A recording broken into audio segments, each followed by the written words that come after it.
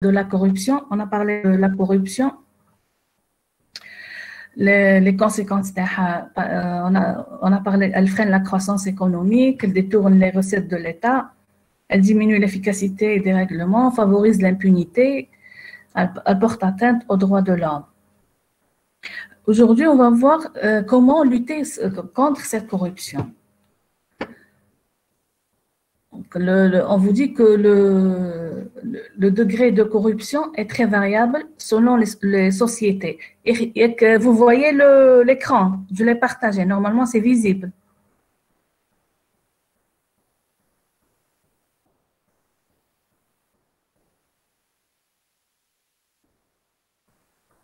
Qui fait?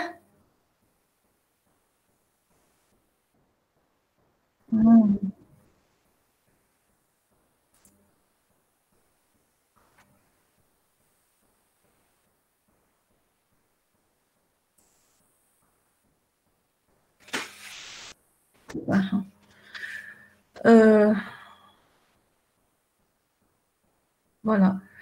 Donc, le degré de corruption est très variable selon les sociétés. Elle peut être rare, généralisée ou même systémique.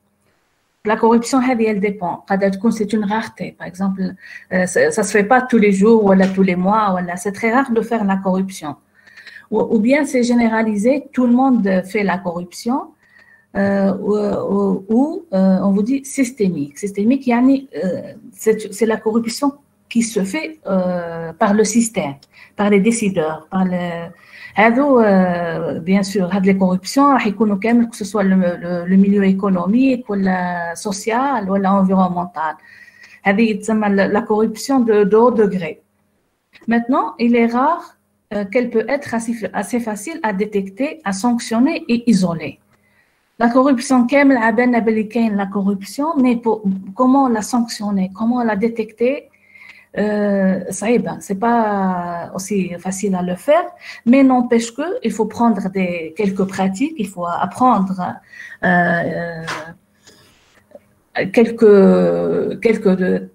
quelques moyens pour lutter contre cette corruption. Alors, qu'est-ce qu'on va commencer? On va voir quels sont les moyens, comment on peut lutter contre cette corruption directement. Premièrement, on vous dit ratifier et incorporer la Convention des Nations Unies contre la corruption. Donc, la notion des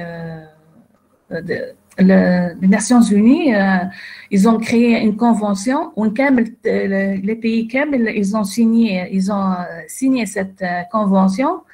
Elle nous montre exactement c'est quoi la corruption et comment lutter. Donc, le but c'est ratifier,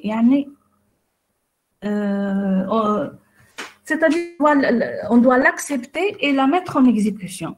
C'est ça, le ratifier. Ratifier cette convention. Les pays qui s'attaquent avec succès à la corruption voient leur légitimité considérablement renforcée aux yeux de leur population. Bien sûr, si j'appartiens à un pays où ils sont à cheval contre la corruption, qu'est-ce que ça va m'apporter? Ça va m'apporter de la stabilité, de la confiance à mon gouvernement, à mon pays. Tout le monde, il n'y a pas de corruption, donc elle va donc ça va revenir positivement sur la population. Le deuxième point, savoir ce que la Convention exige de votre État et ses fonctionnaires. L'éradication de la corruption permet à un pays de se développer socialement et économiquement. Maintenant, si on peut éradiquer, je vais l'éliminer la corruption, donc c'est un signe de développement. Je suis en bon développement, que ce soit socialement ou bien économiquement. Le troisième point, c'est informer le public de l'obligation qui incombe à l'État d'être exempt de corruption.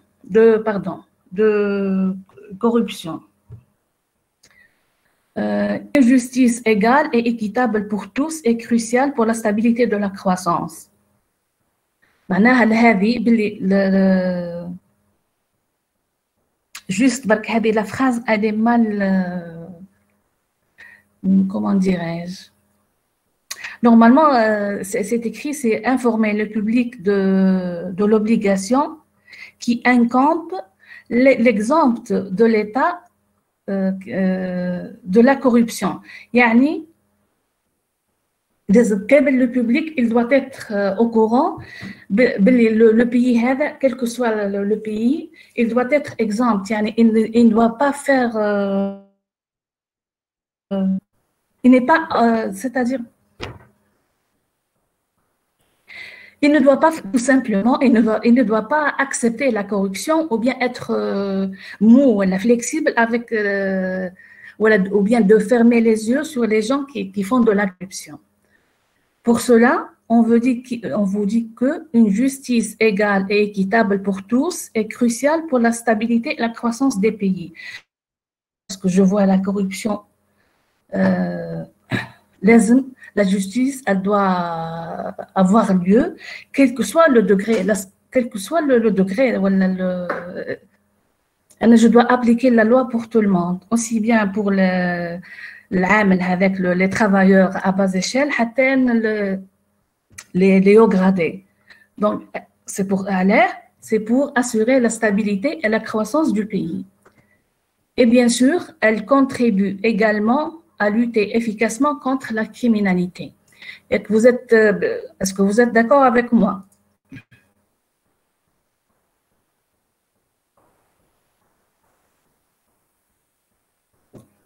Oui.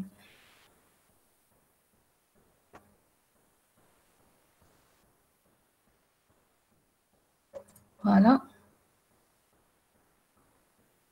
Voilà. Elle contribue, voilà. Attirer l'attention du public, des pouvoirs publics sur le coût de la corruption pour les services essentiels tels que la santé et l'éducation. Lorsque les services de base fonctionnent, toute la société y gagne. C'est évident. Il n'y a pas de corruption, mais là, on va gagner. On va avoir un développement, on va être à l'aise, que ce soit dans le secteur de la santé ou bien dans le secteur de l'éducation. هذا معناها راح يرجع بالفايدة على كامل la population dans les deux domaines de la santé et de l'éducation, bien sûr, en général, dans tous les domaines. L'autre point, c'est apprendre aux jeunes de votre pays ce qu'est un comportement éthique, ce qu'est la corruption et comment la combattre et les encourager à revendiquer le droit à l'éducation. Maintenant, c'est quoi un comportement éthique?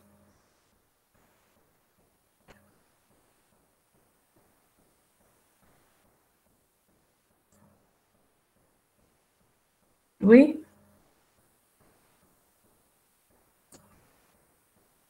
Éthiquement, si on parle, qu'est-ce que ça veut dire déjà un comportement éthique? Parce que nous avons l'éthique et la déontologie. C'est quoi un comportement éthique? Par exemple, c'est une question où elle peut être posée dans l'examen. C'est quoi un comportement éthique? Ou là, c'est quoi l'éthique, tout simplement?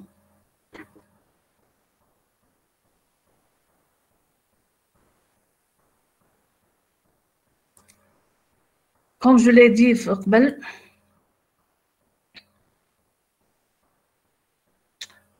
donc un comportement éthique, je vais agir suivant mes valeurs. Je ne serai pas influencée par la société ou par les mœurs, etc.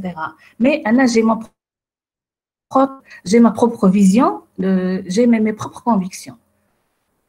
Je vais agir pour ne pas, bien sûr, je vais agir respectueusement, honorablement, c'est ça le comportement éthique. Maintenant, on vous dit que élever les futures générations de citoyens dans l'idée que les pays doivent être exempts de corruption. معناها لازم نربوا ولادنا الجيل كامل il faut vivre sans la corruption. Signaler le cas de corruption il faut créer un environnement dans lequel prévaut l'état de droit. En cas où je vois une corruption, c'est pas facile de le faire, mais je dois le signaler pour moralement, éthiquement, socialement, le signaler. Alors, c'est pour sauver, pour nous sauver nous-mêmes, pour sauver Ouledna et les générations futures. Donc, on doit créer un État où le prévaut, où l'avantage, on va le donner, c'est un État de droit, où les gens ont le même droit. Ensuite, refuser de participer à toute activité qui ne soit ni légale ni transparente. Si une activité, par exemple, vous travaillez dans une société, voilà, et on vous demande qu'il y ait une activité un peu floue, qu'elle est louche, vous êtes responsable d'un service, voilà, et on vous demande de signer ou bien de participer dans une activité qui n'est pas légale. Voilà, elle n'est pas transparente. Une activité qui n'est pas transparente, par exemple, si on va donner un projet à une entreprise ils n'ont pas suivi les règles de l'art. Un appel d'offres, ainsi de suite. Donc, c'est juste, ça se fait entre l'entreprise, par exemple, et le maître de l'ouvrage ou la société. C'est-à-dire, il n'y a pas eu, tout le monde n'est pas au courant qu'il y a un projet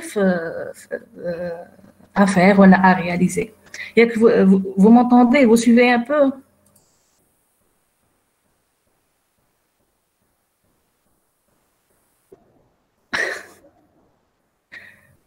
Et alors, pour les autres, il n'y a pas de réaction?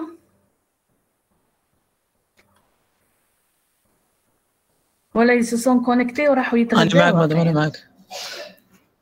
شكون؟ دكتور. Exactement، راشد. سي عاود لي اسمك سي. لا بيسي راشد، نكتبوا لك في الشات. أيوه. اكتب سي ميو. Oui, c'est Dr. Fields. Donc, même pas il est algérien, il est ou bien américain ou bien il est anglais. Donc, on va le connaître au moins. Non, je suis algérien 100%. Ah, tant mieux.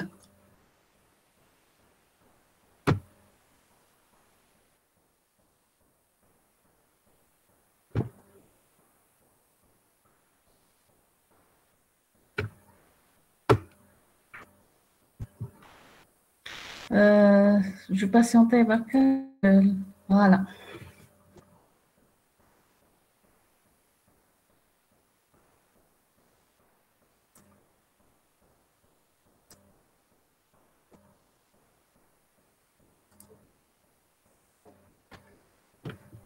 Je pense que le dernier point, c'est de favoriser la stabilité économique en pratiquant la tolérance zéro vis-à-vis de la corruption. Un milieu d'affaires transparent et ouvert est la pierre angulaire d'une démocratie solide. Donc, il n'y a pas que la transparence pour avoir ou bien pour lutter contre la corruption, pour avoir une tolérance zéro vis-à-vis de la corruption. Il faut surtout la transparence. C'est la base, c'est l'outil principal dans n'importe quel domaine. Maintenant, on va passer au deuxième chapitre, c'est la recherche intègre et responsable. C'est-à-dire, quels sont les principes de l'éthique dans le domaine de l'enseignement et de la recherche. Les enseignants, comment ils doivent agir pratiquement, on parle dans le domaine de l'enseignement. Alors, l'enseignement et la recherche, c'est une mission principale de l'université, se fonde sur le respect des valeurs éthiques dont découlent les règles de fonctionnement et les activités de la communauté universitaire dans son ensemble. Donc, de manière générale, أول حاجة c'est le respect des principes. لازم تكون عندنا يعني عندنا une base. La base, elle est constituée de principes. Les principes, on peut les pratiquer éthiquement. C'est pour pouvoir travailler dans la sérénité pour tout le monde. Il y a un exemple, c'est une définition, vraiment pour moi elle est parfaite. On vous dit que parfois les gens utilisent le mot respect pour vouloir dire respecte-moi en tant que personne, et parfois ils utilisent le mot respect pour vouloir dire respecte-moi car je suis l'autorité. Alors, laquelle vous allez choisir? La première ou bien la deuxième? Vous êtes pour respecte-moi en tant que personne ou bien respecte-moi car je suis l'autorité, je tiens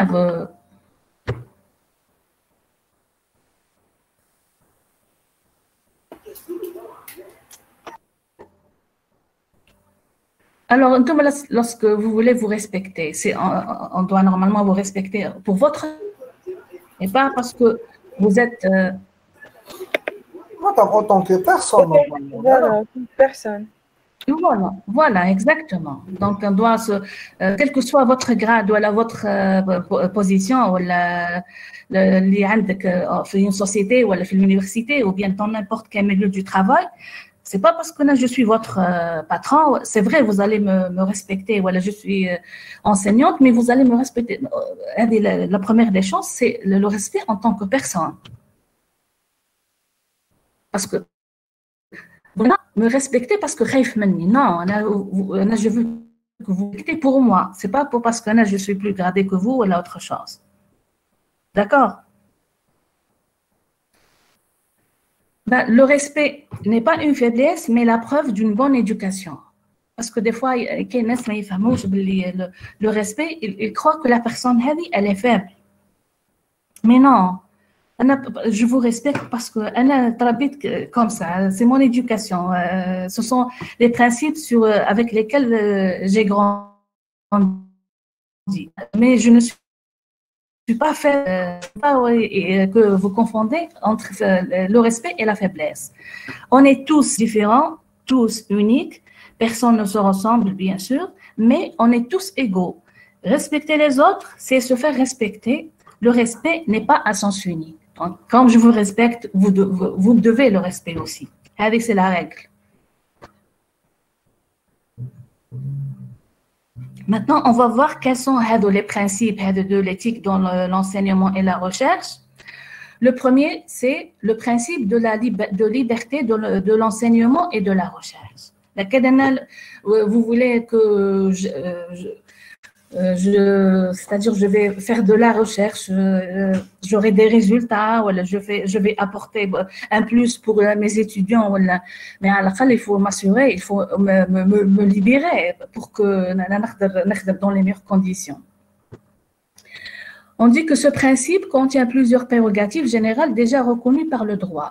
La liberté de pensée et d'expression, mais il aménage aussi la liberté de la recherche de façon plus précise, en accordant aux chercheurs une liberté dans la détermination des méthodes qui permettent la résolution des problèmes scientifiques. Nous sommes des enseignants et aussi en tant qu'étudiants.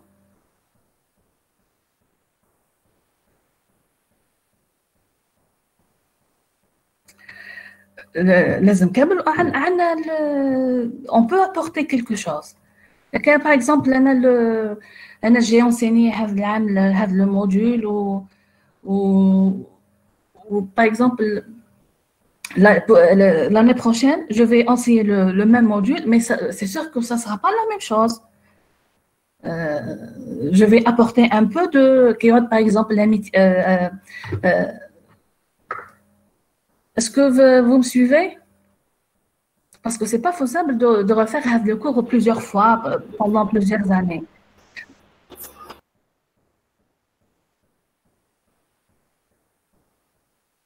Normalement, en tant que chercheur, je dois apporter, même si je vais, en tant que enseignante, je vais assurer le module, normalement, je dois apporter des corrections, je dois apporter des modifications. Où est l'intérêt de l'étudiant? C'est pas l'encombrer avec des cours et des exercices qui n'ont pas de sens, ou là, je cherche qu'il aille, c'est-à-dire qu'il acquiert les informations. C'est pas comme on dit le hachou. Donc, c'est juste les informations pour suivre le programme. Mais non, je dois, entre guillemets, je dois suivre le programme, mais je dois toujours chercher pour que les étudiants comprennent, pour le mieux des étudiants. C'est ça le but de la recherche. Aussi, les des étudiants, vous avez comme des remarques pédagogiques, bien sûr, dans le déroulement du cours ou la TD. Normalement, on tient compte de ces remarques. Parce que la génération les dit plutôt les étudiants à l'année prochaine, et ainsi de suite. Donc, on doit participer. Voilà, donc, je l'évite directement le deuxième principe. C'est juste pour comprendre c'est quoi le principe, de quoi il parle. Deuxièmement, c'est l'explication détaillée. Si vous le voulez, vous pouvez le lire, donc vous êtes libre. Elle est plus détaillée pour ne pas beaucoup vous encombrer, vous êtes limité par le temps. On va passer au deuxième principe, c'est le principe de responsabilité. Il vise deux catégories de responsabilité. Une première, assez mystérieuse, qui concerne la responsabilité des chercheurs envers la communauté universitaire. Donc, les chercheurs, vous, étudiants, chercheurs, donc, une responsabilité. La seconde, c'est la responsabilité envers la société et l'environnement. Non seulement, par exemple, je suis étudiant, je respecte rien que la communauté universitaire, bien les étudiants, les enseignants, les agents, ainsi de suite. Mais l'environnement, il suffit de je deviens une autre personne. Je ne respecte pas, je fais des problèmes, je crée des problèmes. Et aussi, l'environnement, non. La responsabilité, c'est dans ta vie, dans toute ta vie, aussi bien universitaire ou bien sociale ou environnementale. D'accord?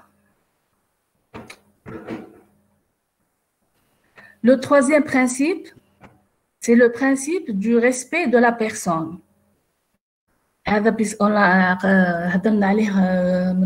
Donc, agir avec respect, c'est traiter toute personne avec dignité, courtoisie et discrétion.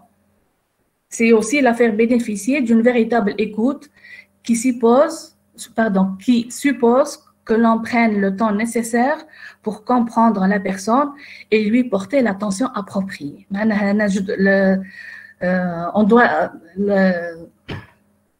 La première des choses à faire pour respecter la personne, donc c'est l'écouter, c'est comprendre la personne, qu'est-ce qu'elle veut dire.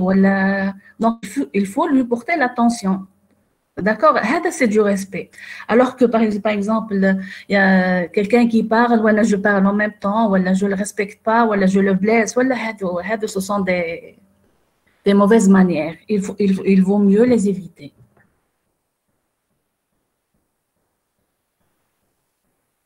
Voilà, donc vous avez trois principes sur lesquels se base l'enseignement et la recherche. Maintenant, on va voir la responsabilité dans le travail d'équipe. Par exemple, puisqu'on parle toujours de la communauté universitaire, est-ce que vous pouvez me donner un exemple sur un travail d'équipe?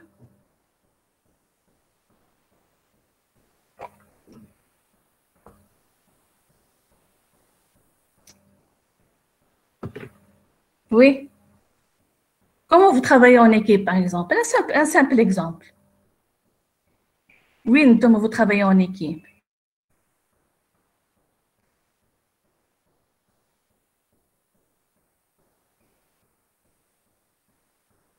Mais chiffre les TP, madame. Voilà, donc exactement. Donc, pour le moment, عندكم غير le travail d'équipe avec le TP. C'est le seul, apparemment, le seul travail d'équipe. Là, normalement, vous êtes soumis à suivre des règles, vous allez faire des pratiques en suivant des règles, bien sûr.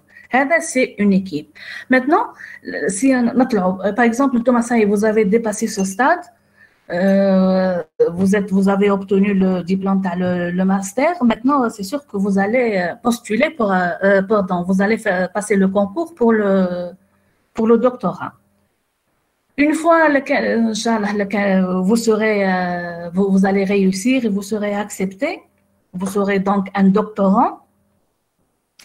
Là, vous allez travailler ce qu'on appelle dans un laboratoire de recherche. Bien sûr, il y a votre encadreur, pardon, il y a votre encadreur qui va vous encadrer, qui va vous suivre. Et bien sûr, il n'y a pas que vous. Il y a plusieurs personnes avec vous. Il y a d'autres doctorants qui sont avec vous dans le laboratoire. Maintenant, chacun de vous, parce que le laboratoire, c'est l'enseignant, le responsable qui va vous suivre, vous compter. Vous êtes des doctorants, vous êtes, par exemple, vous êtes des chercheurs, mais vous allez former une équipe de travail. L'équipe de travail, elle doit suivre des règles parce que c'est difficile de travailler une équipe. Elle a des bases, elle a des règles qu'il faut suivre. On ne peut pas que il travaille comme il veut. Non, on doit tous se soumettre à des règles pour le bon déroulement de le travail d'équipe. Mais voilà, donc pour le bon déroulement, vous avez des droits et des obligations comme n'importe quelle fonction, comme n'importe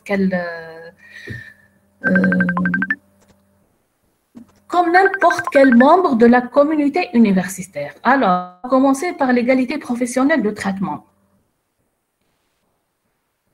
L'égalité est un droit fondamental, un principe républicain. Sa mise en œuvre est d'abord une question de justice. Elle représente également un atout pour le développement de notre société. Donc, le principe d'égalité professionnelle de traitement peut être résumé ainsi. Les salariés placés dans une même situation doivent être traités de façon identique, à moins que la différence de traitement repose sur des raisons objectives.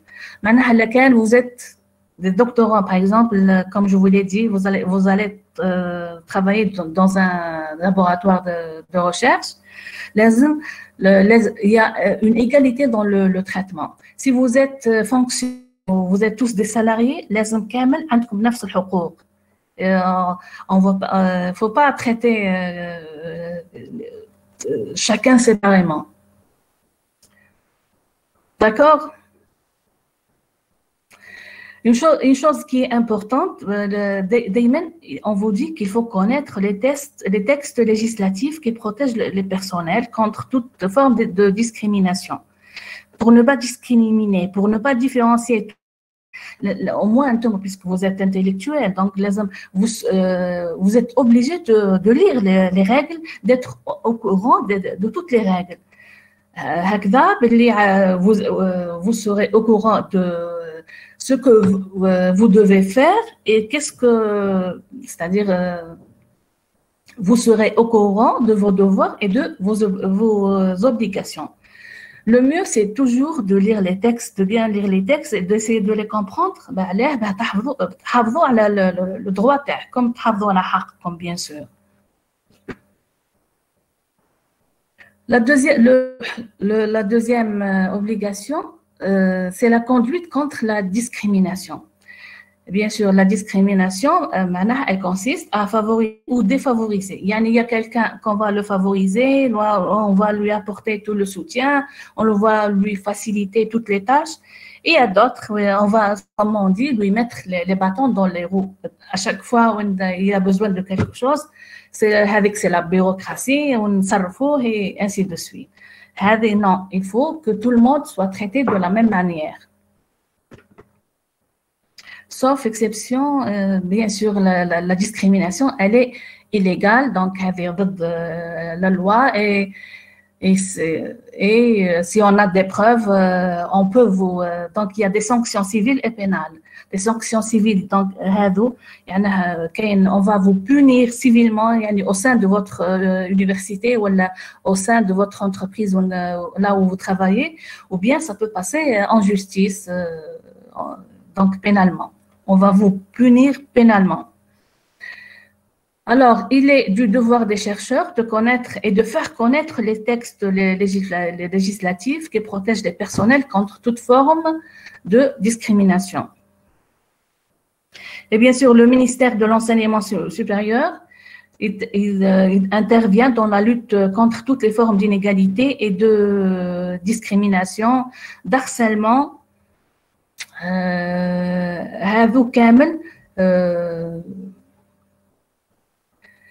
Donc,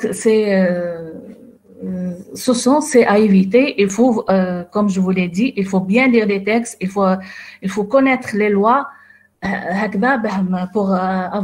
pour essayer de travailler dans les meilleures conditions. Maintenant, la recherche de l'intérêt général. La notion d'intérêt général n'a de sens que pour un groupe d'individus membres d'une communauté, telle qu'une collectivité à laquelle ils ont conscience d'appartenir. Il est du ressort de l'État de poursuivre les fins d'intérêt général. Si je travaille, je cherche toujours à avoir l'intérêt général, pas seulement mon propre intérêt. Parce que là, on ne peut pas avancer. Laquelle il travaille juste pour son propre intérêt. Bien sûr, on travaille pour gagner de l'argent. Mais lorsque pour 19. Mais il faut aussi que je travaille, que je sois sérieux dans mon travail pour le bien de cette entreprise ou bien pour le bien de ce laboratoire de recherche ou autre organisme.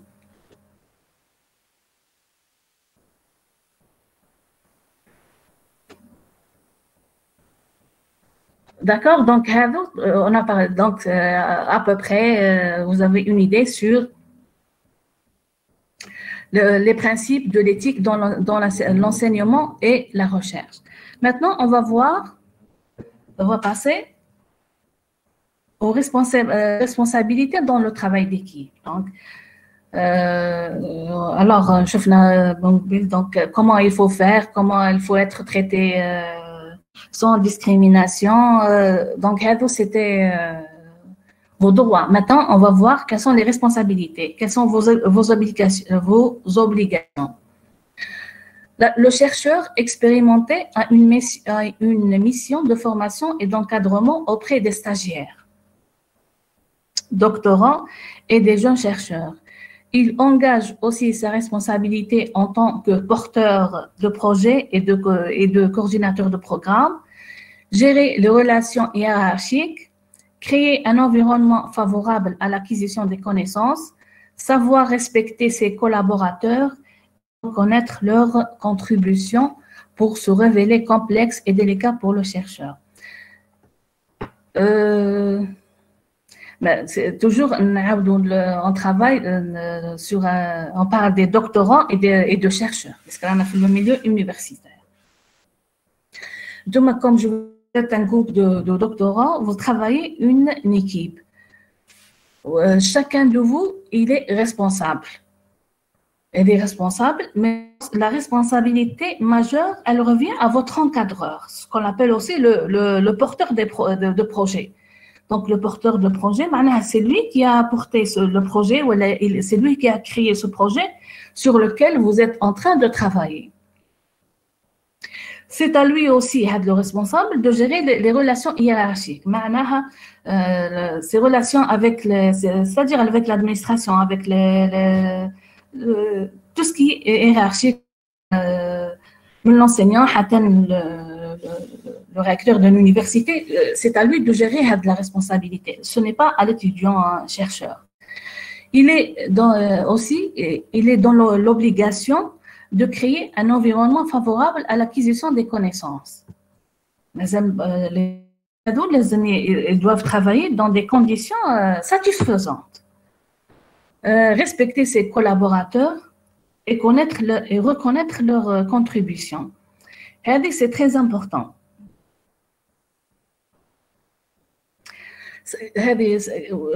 Qu'est-ce que ça veut dire la phrase? Elle est très importante pour un travail de chercheur, un travail d'équipe. Reconnaître leurs contributions. Donc, respecter ses collaborateurs et reconnaître leurs contributions. D'après vous, je de la phrase. Oui, j'attends une réponse.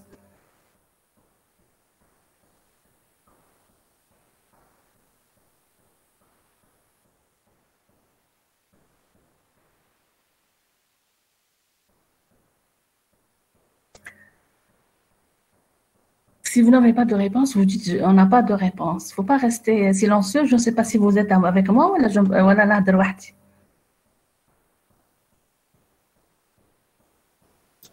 انا ما سمعتش لا كيسيون.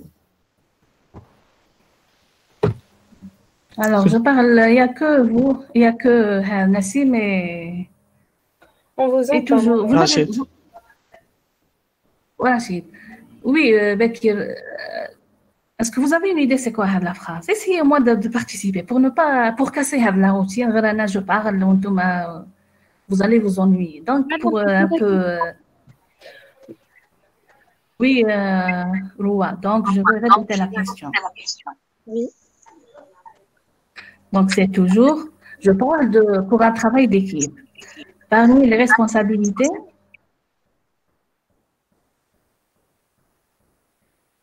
voilà.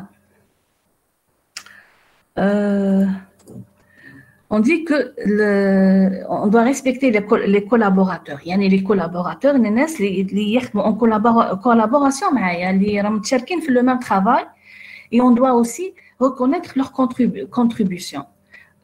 J'ai demandé c'est quoi la phrase? Reconnaître leurs contributions.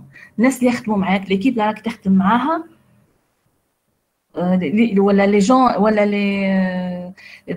par exemple, il se peut aussi qu'il y a des enseignants ou des autres membres qui ne sont pas dans la même équipe, mais ils vous ont donné par exemple des données, ils vous ont appris comment par exemple faire marcher un logiciel, comment faire fonctionner un logiciel, un peu dans ce sens. On vous dit qu'il faut reconnaître leurs contributions. Oui, alors, c'est quoi هذه؟ مادام هذا شغل كما نقولوا ما نساولهمش خيرهم، يعني حاجه اللي يعاونونا فيها دونك راهم يعاونونا فيها. دونك هذه سي امبورطون. هذه ما ننساو خيرهم بالنسبه للناس اللي من الاكستيريور اللي يعاونونا اكستيريورمون. Maintenant انا جو سوي ريسبونسابل دون ايكيب دو ترافاي. وانتم vous travaillez donc il y a Nassim, Beya, Rachid et Rawa, هذه كامل. انتم vous êtes ان شاء الله pour les autres aussi. انا j'ai formé هذه l'équipe وانتم vous êtes des doctorants. Donc vous êtes des chercheurs في الدومين هذا. انا j'ai créé un projet وانتم vous travaillez sur cette équipe. Si il y en a par exemple, انتم tous vous travaillez. Vous êtes entre bien sûr je parle des gens qui sont sérieux et qui travaillent. انتم كامل vous travaillez, mais par exemple j'ai une préférence pour pour Beya, pour Bekir. دايما je la félicite pour son travail, je parle beaucoup d'elle في l'équipe. Alors Rachid, Nassim et pour les autres كامل, pour Areskri, pour Hicham, est-ce que vous allez l'accepter? Est-ce que c'est faisable le comportement? Rabia, Raouf. Madame. Oui. Oui. Je peux parler normal. Oui, quand vous voulez, parlez même comme vous voulez. D'accord, madame. Madame, pour la phrase اللي قلتينا عليها هي من حيث طلاب الدكتوراه الباحثين الشباب عندما تشارك المسؤولية تاعها مثلا تعد مشروع أو منسق برنامج في إدارة العلاقات، يعني في الأعمال موظف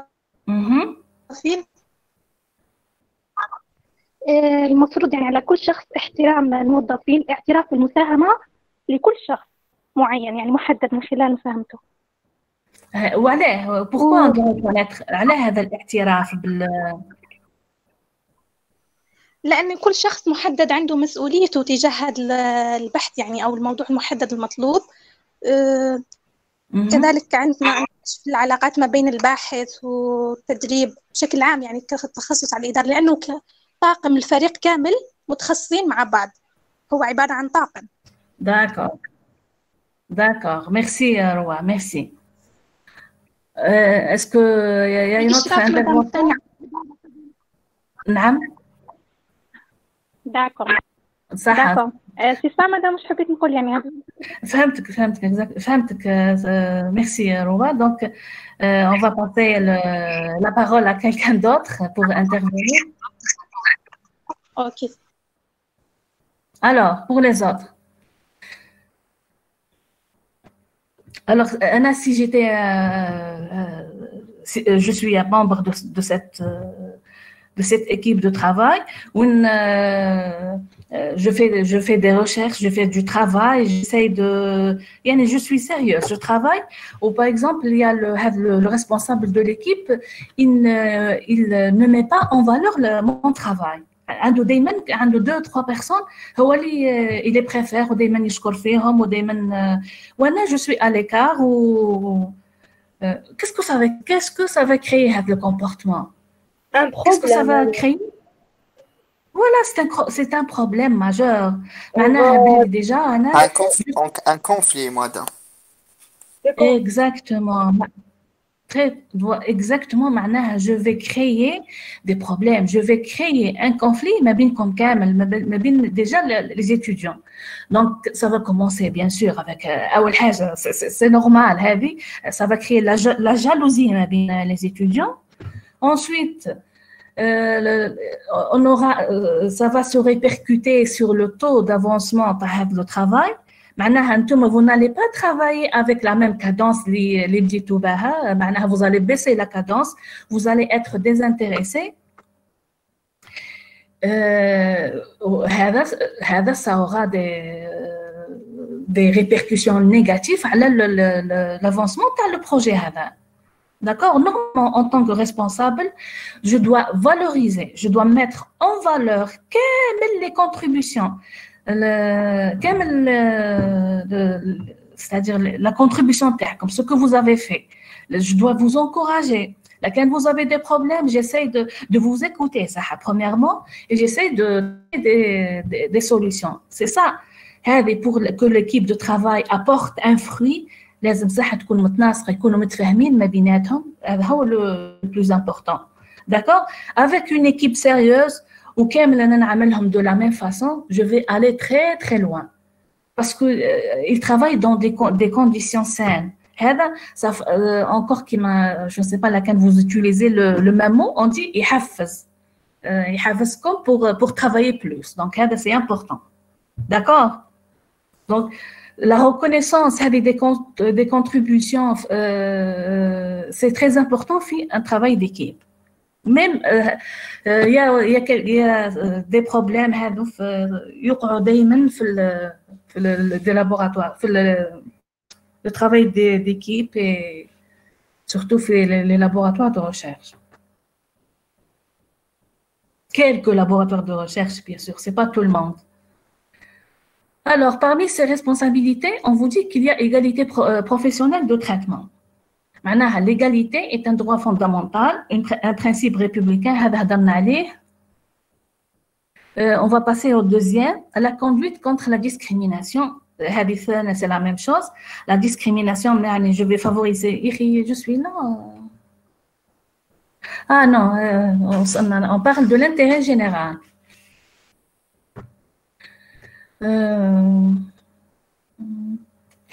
Oui, je ne sais pas où est la phrase où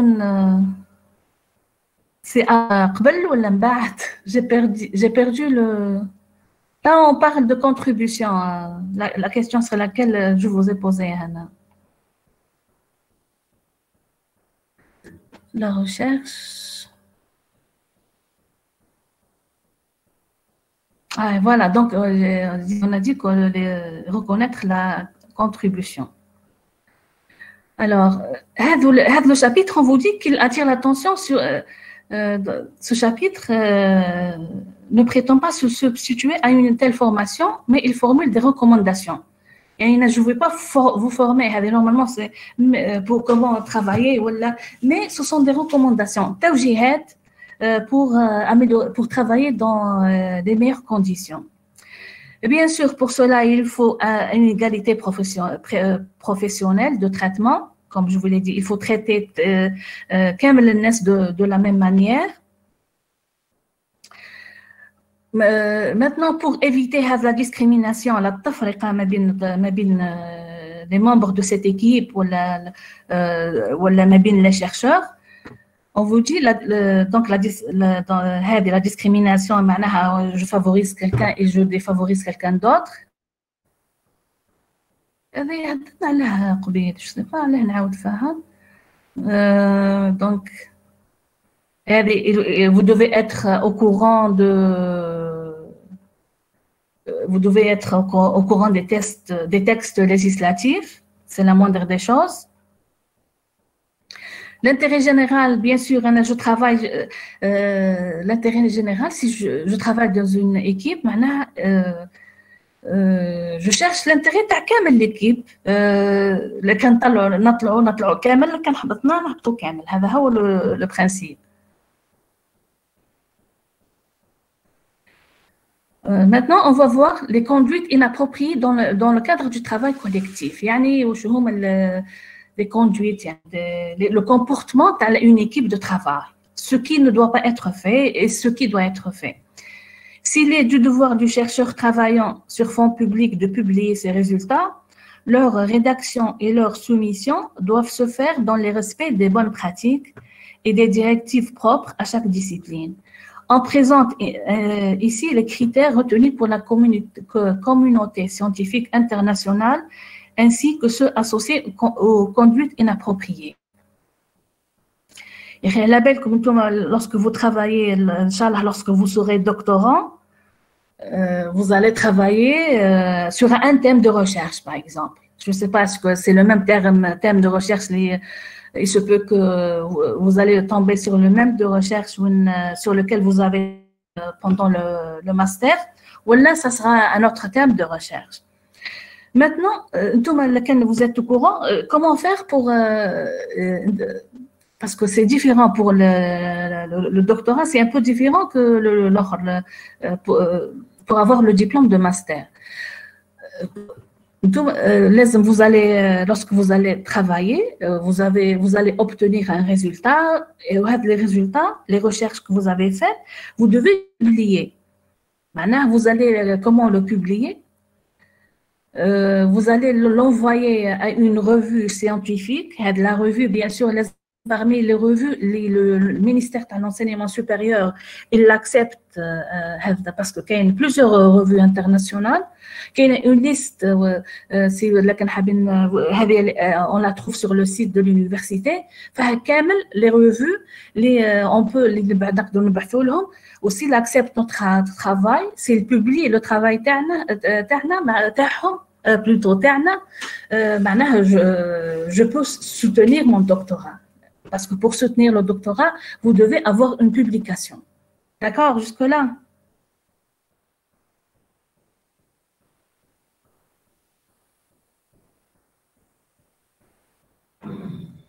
D'accord ou pas? Oui, madame, madame. Oui. Alors, maintenant, je reviens. Bien, donc, pour travailler, il vous faut des données pour travailler, pour avancer dans votre travail. Dans n'importe quel sujet, il vous faut des données. Les données, ils doivent être fiables, recueillis loyalement et les résultats interprétés de manière rigoureuse et objective. Les données, la base avec laquelle je travaille, elles doivent être fiables, elles doivent être correctes, les données. Il n'y a pas eu de falsification sur les données. Ils sont recueillis loyalement. Les données, elles sont justes. Et les résultats, évidemment, lorsqu'on travaille, on va obtenir des résultats. Le travail ne se limite pas seulement, je vais par exemple faire des graphes ou faire des tableaux et je m'arrête là. Non, il me faut une interprétation de manière rigoureuse et objective. Maintenant, je dois interpréter le résultat et le comparer avec d'autres travaux qui ont été faits dans le même domaine. Et pour dire que mon travail il est objectif. Le travail comment le faire? Je dois le comparer avec d'autres travaux qui ont été faits dans le même thème ou dans le même domaine. Maintenant, la deuxième obligation, les protocoles expérimentaux doivent être suffisamment documentés et ouverts pour permettre leur production par d'autres équipes. Protocole, je pense, comme Kamel تعرفوا c'est quoi un protocole. Le plus simple, il y a une année, c'est le protocole avec pour guérir le Covid. C'est quoi, par exemple? C'est un traitement, c'est une série d'étapes. Ce sont des étapes. Le jour J, je vais donner le malade un traitement. Ce sont plusieurs traitements, mais c'est un protocole. Le J1, je vais lui donner ça. Le J2, je lui donne les médicaments et ainsi de suite. Donc, ce sont des étapes à suivre pour protocole médical. Maintenant, en tant que chercheur, surtout, on parle de protocole, il s'agit surtout lorsque vous faites des expériences. Votre travail de recherche, c'est un travail de laboratoire où vous faites des recherches. Vous devez expliquer le protocole. Quelles sont les étapes que vous avez faites? Quelles sont les étapes que vous avez suivies? Parce que des gens qui ne sont pas corrects, lorsqu'ils exposent le protocole, ils sont malins. Ils vont enlever quelques trucs, quelques étapes. C'est pour empêcher d'autres équipes pour suivre, pour faire la même chose. C'est pas, par exemple, votre travail, c'est quelqu'un d'autre l'année prochaine, ou après 10 ans, il veut faire le même travail. Et normalement, il doit suivre le même protocole. Il y a des étapes qui manquent. Donc, le protocole, il est documenté ou ouvert pour tout le monde.